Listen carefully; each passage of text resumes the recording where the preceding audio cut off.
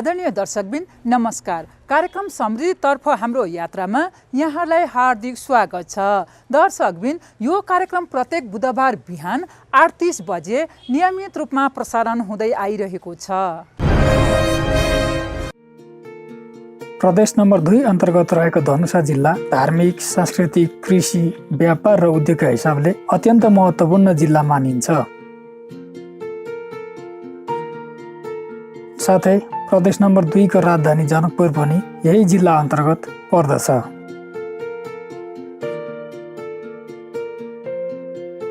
यस धनुषा जिल्ला अन्तर्गत 1 उपमहानगरपालिका, 11 नगरपालिका साथै 6वटा गाउँपालिका पर्दछन्। यिनै मध्ये मिथिला नगरपालिका यो जिल्लाको एउटा स्थानीय तह हो। करिब 193 वर्ग किलोमिटर क्षेत्रफलमा फैलिएको यो नगरपालिकामा 50,000 जनसङ्ख्या रहेको छ। पूर्वमा गणेशमान चारनाथ नगरपालिका र धनुषाधाम नगरपालिका, पश्चिममा महोत्तरी जिल्लाको बर्दिवास नगरपालिका, उत्तरमा सिन्धुली जिल्लाको कमलामाई नगरपालिका, दक्षिणमा छिरेश्वरनाथ नगरपालिका र बटेश्वर गाउँपालिकालाई सिमाना बनाएर यो नगरपालिका फैलिएको छ। समथर भूगोल भएर फैलिएको यो नगरपालिकाको प्रमुख आम्दानीको स्रोत कृषि नै हो। प्रमुख व्यवसाय कृषि भएर पनि उचित सिँचाइको अभावमा सोचे यस्तो आम्दानी स्थानीयवासीले लिन सकेका छैन। भयन्तर राजमार्ग यस नगरपालिकाको बीच भाग भएर जाने हुनाले यो नगरपालिका व्यापारिक स्थानको रूपमा पनि रहेको छ। यहाँ उत्पादन भएका कृषि उपज र तरकारीहरूले राम्रै बजार पाएका छन्। यो नगरपालिका 2 नम्बर प्रदेशको राजधानी साथै धार्मिक क्षेत्र जनकपुर धामको प्रवेशद्वारका रूपमा समेत रहेको छ। विभिन्न जात जाति तथा धर्म संस्कृतिका मानिसहरूको बसोबास रहेको यस नगरपालिकामा जनप्रतिनिधिहरूको आगमनसँगै विकास निर्माणको कार्य तीव्र रूपमा अगाडि बढिरहेको छ। पर्याप्त बजेट विनियोजन गरी खानेपानी, सडक, सिँचाइ, पुल जस्ता संरचनाहरूको निर्माण कार्यमा नगरपालिका अग्रसर भएर लागिरहेको छ। शिक्षा र स्वास्थ्यको क्षेत्रमा समेत यस नगरपालिकाले उल्लेखनीय कदम चालिरहेको छ। सार्वजनिक विद्यालयको स्तर सुधार गर्ने साथै सबै नगरवासीहरूलाई साक्षर बनाउने नगरपालिकाको लक्ष्य रहेको छ। वडामा स्वास्थ्य संस्थाको निर्माण गरी नगरवासीलाई स्वास्थ्यको सुविधा दिन नगरपालिका तत्पर छ। यस नगरपालिका अन्तर्गत रहेका धार्मिक तथा पर्यटकीय क्षेत्रहरूको संरक्षण साथै सम्वर्धन गरी नगरको विशिष्ट पहिचान बनाउनमा नगरपालिका लागि परेको छ। साथै यहाँ रहेका खोला नदी संरक्षण र तटबन्ध निर्माण कार्य विभिन्न संस्थाहरूको सहयोग मार्फत यस नगरपालिकाले गरिरहेको छ। वडामा जनप्रतिनिधि साथै कर्मचारीहरूलाई परिचालन गरी नगरवासीहरूलाई विभिन्न सेवा सुविधा प्रदान गर्ने कार्यमा नगरपालिका लागिरहेको छ। यस मिथिला नगरपालिकाले गरिरहेका विभिन्न काम कारबाहीका बारेमा हामीलाई बताउँदै हुनुहुन्छ यस नगरपालिकाका प्रमुख हरिनारायण महतो।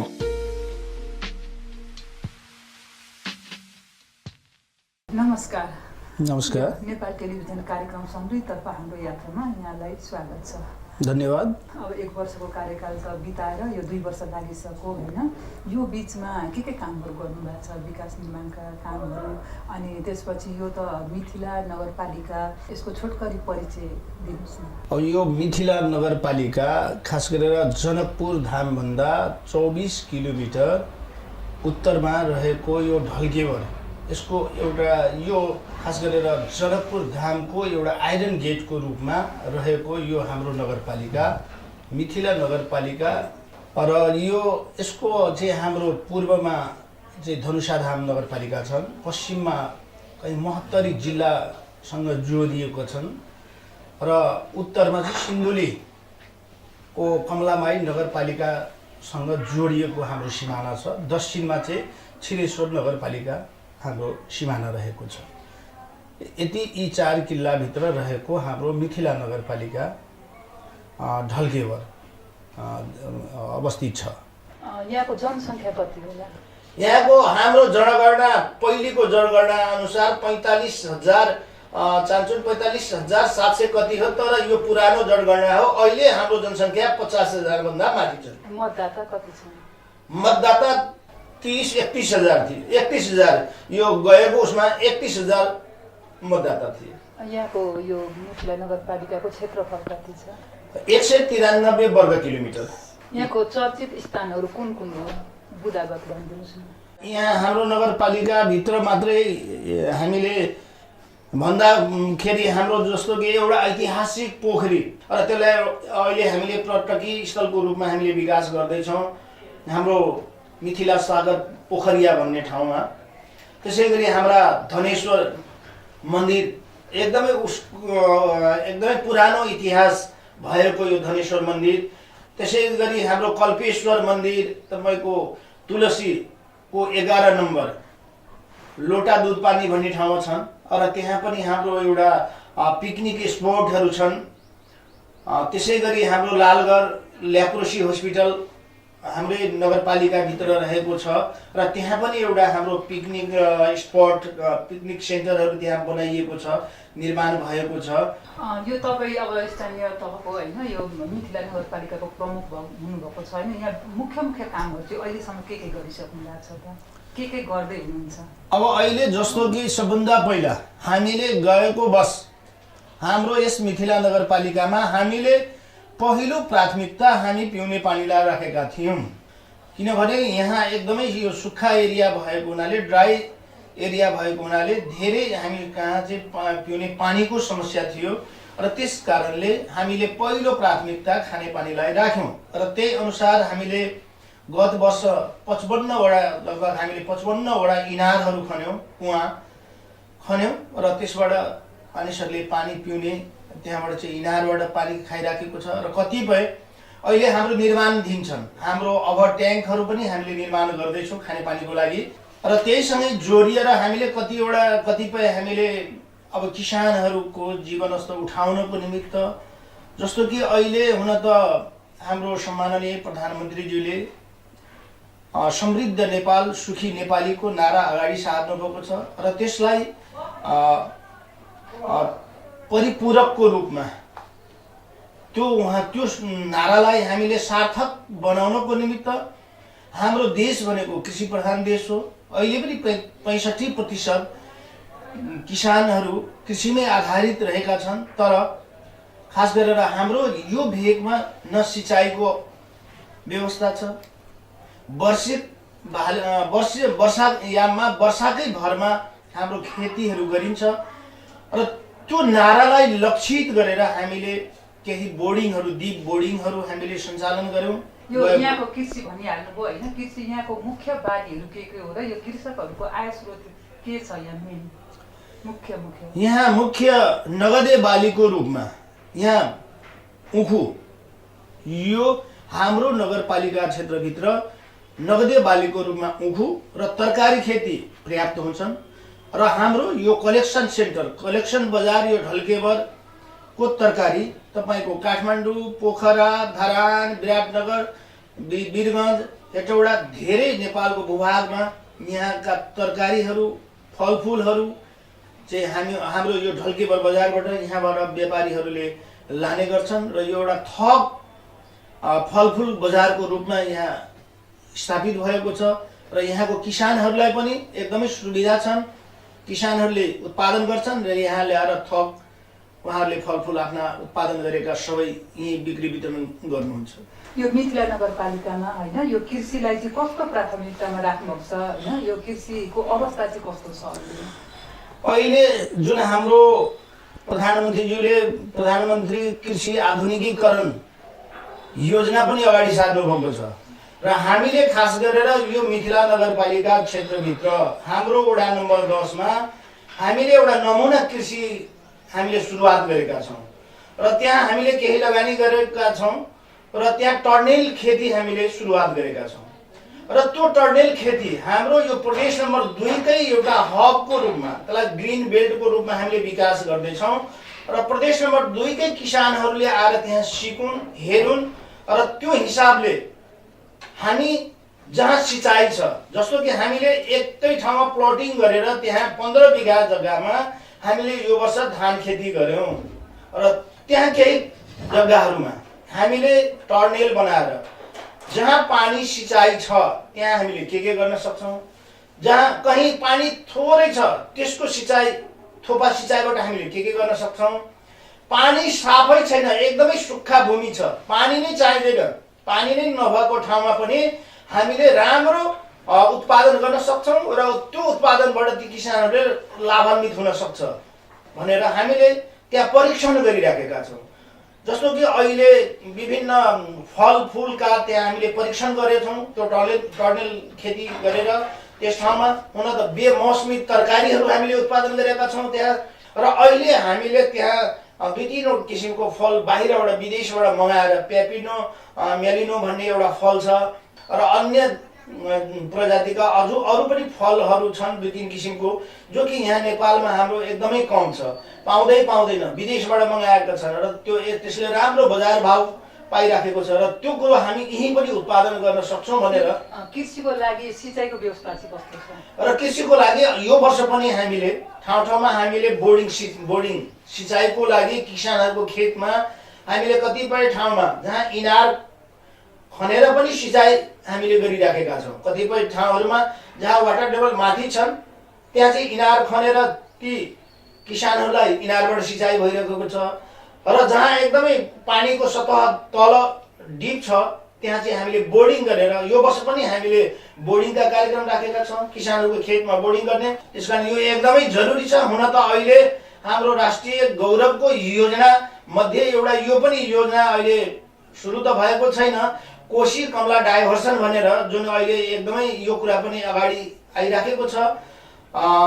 यो कुरालाई चाहिँ हामीले या हाम्रो नेपाल सरकारले यो कुरो गर्न सक्यो भने यो उत्तरी भेगको खास गरेर जुन एकदमै ड्राई एरिया छ र माटो एकदमै हाम्रो माटो राम्रो छ, हामीले एकदमै यहाँ कृषिको क्षेत्रमा उत्पादन बढाउन सक्छौँ, उत्पादन बढ्न सक्छ, किसानहरू एकदमै खुसियाली हुन सक्छ। त्यसकारणले सिँचाइको एकदमै आवश्यक छ। यहाँको शिक्षा र स्वास्थ्यमा कस्तो अहिलेको अवस्था कस्तो छ? केही नयाँ योजनाहरू के ल्याइराख्नु भएको छ तपाईँ प्रमुख भइसकेपछि? अब शिक्षाको अवस्था एकदमै खस्कदो अवस्थामा शिक्षाको अवस्था थियो र हामीले खास गरेर यो मिथिला नगरपालिकालाई शिक्षा क्षेत्रमा हामीले एउटा नयाँ हामीले कार्यक्रमहरू हामीले सञ्चालन गरेका छौँ, नमुना कार्यक्रमहरू हामीले सञ्चालन गरेका छौँ। केही विद्यालयहरूमा पनि हामीले नयाँ नमुना कक्षाहरू सञ्चालन गर्दैछौँ र अहिले हाम्रो नगरपालिकालाई साक्षर नगरपालिका घोषणा गर्नको लागि हामीले 9, 10, 11, 12 मा पढ्ने विद्यार्थी भाइ बहिनीहरूलाई one each भनेर एकजना विद्यार्थीले एक वर्षमा एकजनालाई अनिवार्य साक्षर बनाउने भन्ने कार्यक्रम पनि हामीले अगाडि सारेका छौँ। यो वर्षदेखि गएको वर्षदेखि नै हामीले यो कार्यक्रम हामीले सञ्चालन गरेका छौँ र शिक्षामा जुन हिजो एउटा जे अवस्था थियो त्योभन्दा एकदमै अहिले सुदृढ अवस्था शिक्षाको हाम्रो हुँदै गएको छ र अझै पनि पूर्ण रूपेण सुदृढ भइसकेको छैन र जुन हामीले एउटा गुणस्तरीय शिक्षाका कुरा गर्छौँ त्यो गुणस्तरीय शिक्षा हामीले दिन सकेका छैनौँ अझ पनि। त्यसका विविध कारणहरू छन्। अहिले जति पनि विद्यालयहरू हाम्रो सामुदायिक विद्यालयहरू छन्, ती सामुदायिक विद्यालयहरूमा विद्यार्थीको अनुपातमा शिक्षक छैनन्, कक्षाको अनुपातमा शिक्षक छैनन्, ती दरबन्दीहरू अहिले फुलफिल भएको छैनन्। त्यस कारणले गर्दा पनि हामीले सोचे जस्तो हामीले ती नमुना शिक्षा या गुणस्तरीय शिक्षा हामीले दिन सकिरहेका छैनौँ। त्यसकारण हामी सुधारका क्रममा छौँ। यो मिथिला नगरपालिकाको मुख्य समस्याहरू चाहिँ के छन्? मुख्य समस्या भनेको हाम्रो केही नदी नियन्त्रणका समस्याहरू छन्, खानेपानीका समस्या छन्। अब सडकहरू अहिले हाम्रो धेरै सडकहरू हामीले ग्रामीण सडकहरू हाम्रो प्राय सबै सडक हाम्रो ग्राभल भइसकेको छ र केही हाम्रो सडकहरू ग्रामीण सडकहरू पनि यो वर्ष हाम्रो केन्द्रीय योजनामा कालोपत्रे गर्ने भनेर योजनामा पनि परेको छ। त्यसकारणले सडकमा खासै त्यति समस्या छैन र मेन समस्या अहिले हाम्रो भनेको नदी नियन्त्रण र खानेपानी शिक्षा अहिलेको समस्या चाहिँ हाम्रो यसमा बढी हामीले देख्यौँ। अनि यी समस्याहरूलाई समाधान गर्ने चाहिँ योजना के छ तपाईँको? यसलाई समाधान कर्मिक रूपले हामी समाधान गर्न हामी प्रयत्न हाम्रो जारी छ, हाम्रो प्रयास भइरहेको छ। यसमा नेपाल सरकारले पनि हामीलाई थप सहयोग गरिराख्नु भएको छ। जस्तो कि अहिले राष्ट्रपति चुरे संरक्षण कार्यक्रमबाट हामीले यो वर्ष लगभग 5 करोड 26 लाख रुपियाँ हामीले थप अनुदान हामीले पाएका छौँ र त्यसबाट हामीले चुरेको संरक्षण कसरी गर्ने, चुरे क्षेत्रमा रहेका गल्छीहरूलाई नियन्त्रण कसरी गर्ने, त्यहाँ भएका खोल्सा खोल्सीहरूलाई हामीले पानी कसरी रिचार्ज गर्ने, पानीका ड्यामहरू बनाउने, पानी पोखरीहरू निर्माण गर्ने र नदी नियन्त्रण पनि हामीले गर्ने भनेर यो वर्षदेखि हामीलाई थप रकम उहाँहरूले उपलब्ध गराउनु भएको छ। त्यस्तै प्रत्येक वर्ष उहाँहरूले अब त्यो नदी नियन्त्रणको लागि अहिले हाम्रो खास गरेर मिथिला नगरपालिकामा औरही नदी र रातो नदीसँग जोडिएका अन्य सानातिना नदीहरूको नियन्त्रण गर्नको लागि यति रकम हामीले पाएका छौँ, 5 करोड 26 लाख।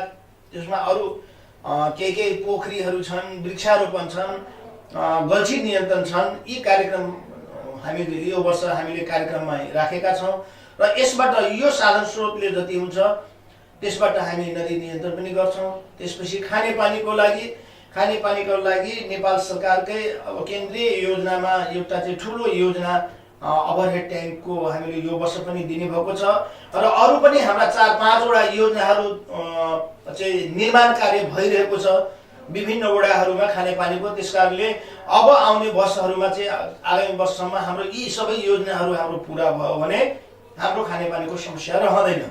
र अहिले पनि यो वर्ष पनि हामीले केही रकमहरू हामीले खानेपानीको लागि विनियोजन गरेका छौँ। नगरपालिकाको तर्फबाट पनि हामीले लगभग 1 करोड 20 लाख रुपियाँ हामीले खानेपानीमै हामीले छुट्याएका छौँ। हाम्रो नगरपालिकाको तर्फबाट पनि हामीले यी खानेपानीका समस्यालाई क्रमिक रूपले हामीले समाधान गर्दै गएका छौँ। तपाईँको नगरपालिकासँग होइन स्थानीय सरकार र यो प्रदेश सरकारसँग कस्तो सम्बन्ध छ? अब प्रदेश सरकारसँग खासै समन्वय हामीसँग उहाँहरूको छैन। अहिले प्रदेश सरकारले 1 करोड रुपियाँ प्रत्येक पालिकाहरूलाई दिने घोषणा गर्नुभएको थियो। त्यो रकम पनि अहिले उहाँहरूले आफ्नै हिसाबले उहाँहरूले कार्यक्रम बनाएर यो 1 करोड रुपियाँ यो स्थानमा खर्च गर्ने, यो कार्यक्रममा खर्च गर्ने भनेर उहाँहरूले 3टा योजना तोकेर पठाइदिनु भयो। त्यो योजना जुन तोक्नुभयो कमसेकम त्यसमा पनि हामीसँग सरसल्लाह हुनुपर्दथ्यो जस्तो मलाई लाग्दछ। तर प्रदेश सरकारले त्यसमा हामीसँग कुनै समन्वय नगरिकन उहाँहरू आफ्नै मनले आफ्नै हिसाबले उहाँहरूले कार्यक्रम 1 करोड रुपियाँको त घोषणा गर्नुभयो, 1 करोड दिने भन्नुभयो। त्यो सँगसँगै उहाँहरूले आफ्नै हिसाबले कार्यक्रम पनि पठाउनु भएको छ, हामीसँग कुनै समन्वय गर्नुभएको छैन। यो बाटोघाटो पुल पुलेसा होइन कसरी निर्माण भइरहेका छन् त? बाटोघाटो पुल पुलेसामा हाम्रो केही लगानी हामी आफै भित्री बाटोहरू या बजारसँग जोडिएका बाटोहरूलाई हामीले आफ्नै नगरकै साधन स्रोतले हामीले नगरकै पैसाले चाहिँ केही पिसिसी आरसिसी सडक बनाउँदैछौँ र भित्री ग्रामीण सडकहरूमा हामी आफ्नै साधनले हामीसँग केही ट्र्याक्टरहरू छन्, जेसिबी छन् र त्यसलाई हामीले सञ्चालन गरेका छौँ र भित्री सडकहरू जति हाम्रा ग्रामीण सडकहरू छन् त्यसमा सबैमा हामीले ग्राभलिङ गर्ने काम चाहिँ हाम्रो आफ्नै साधन स्रोतले हामीले गरेका छौँ र केही सडकहरू चाहिँ हाम्रा केन्द्रीय सरकारको योजनामा परेको छ र उहाँहरूले केही रकम यो वर्ष पनि हामी विभिन्न सडकमा हामीलाई प्राप्त भएको छ र त्यसको टेन्डर पनि सडक डिभिजन कार्यालयबाट भइसकेको छ र यो वर्ष केही हाम्रा ग्रामीण सडकहरू पनि कालोपत्र हुँदैछ। यो तपाईँ नगर प्रमुख भएपछि होइन यहाँको स्थानीय बासिन्दाहरूले कस्तो राहत महसुस गरेका छन्?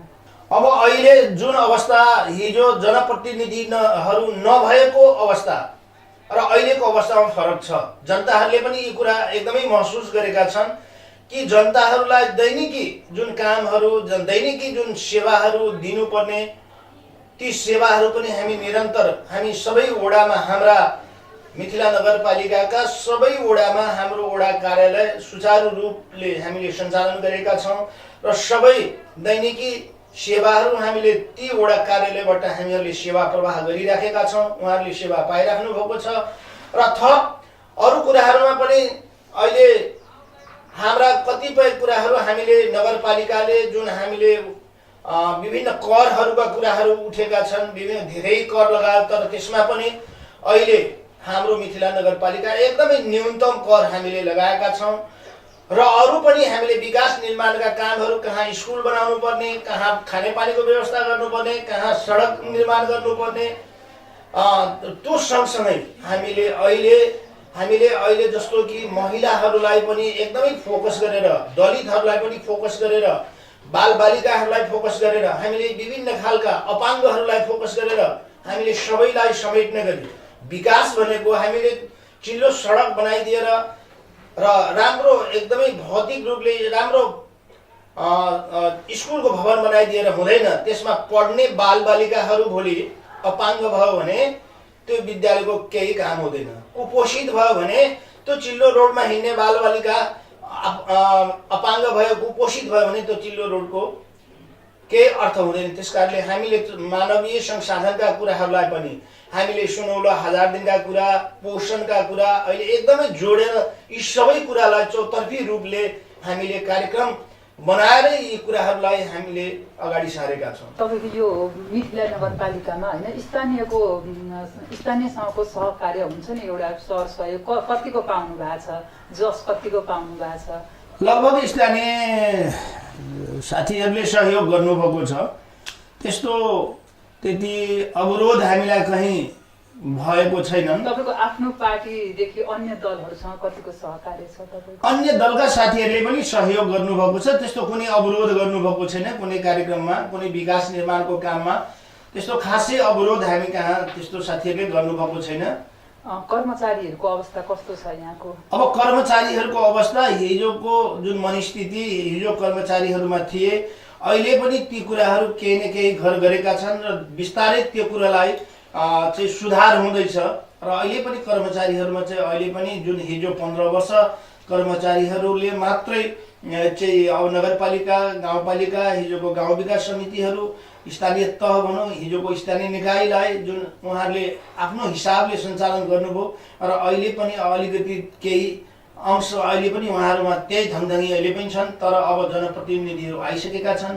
ती कुराहरूलाई चिर्दै अगाडि हुन त जबसम्म कर्मचारी र जनप्रतिनिधिको एकदमै नग र मासुको सम्बन्ध हुनुपर्छ, एउटा टिम वर्क भएन भने, टिम स्पिरिट भएन भने हाम्रा विकास निर्माणका कामहरू हाम्रो अगाडि बढ्न सक्दैनन्। त्यसकारणले त्यति नै उहाँहरूको पनि सहयोग अपरिहार्य छ। त्यसकारणले अब कर्मचारी र जनप्रतिनिधिहरू मिलेर अगाडि बढ्नुपर्छ भन्ने जस्तो लाग्छ र त्यही हिसाबले हामी अगाडि बढिराखेका छौँ। तपाईँलाई यहाँ काम गर्न होइन यो नगरपालिका मिथिला नगरपालिकामा के बजेटहरू पर्याप्त छ?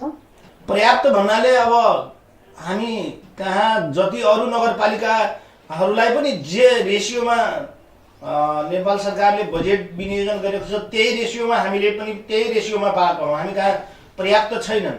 हुन त हामीलाई धेरै आवश्यकताहरू छन्, धेरै समस्याहरू छन्। सबै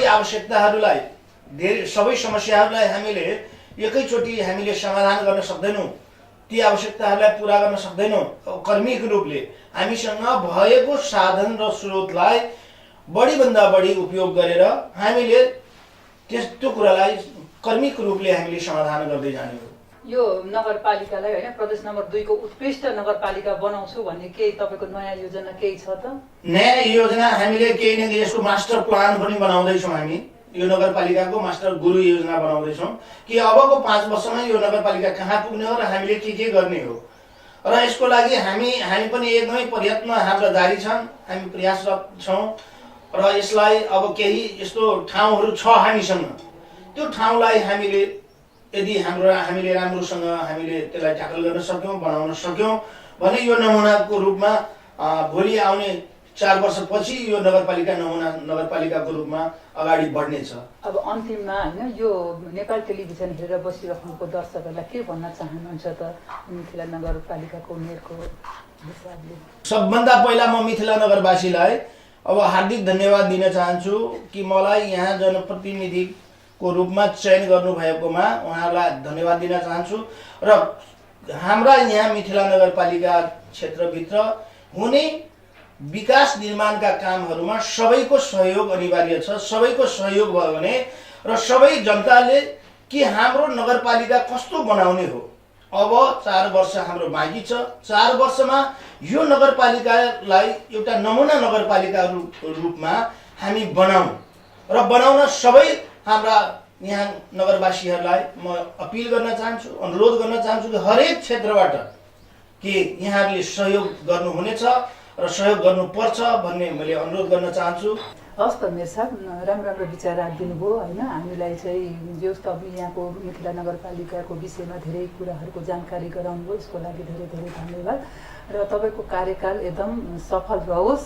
तपाईँलाई शुभकामना छ। होस् त, यहाँलाई पनि धन्यवाद छ।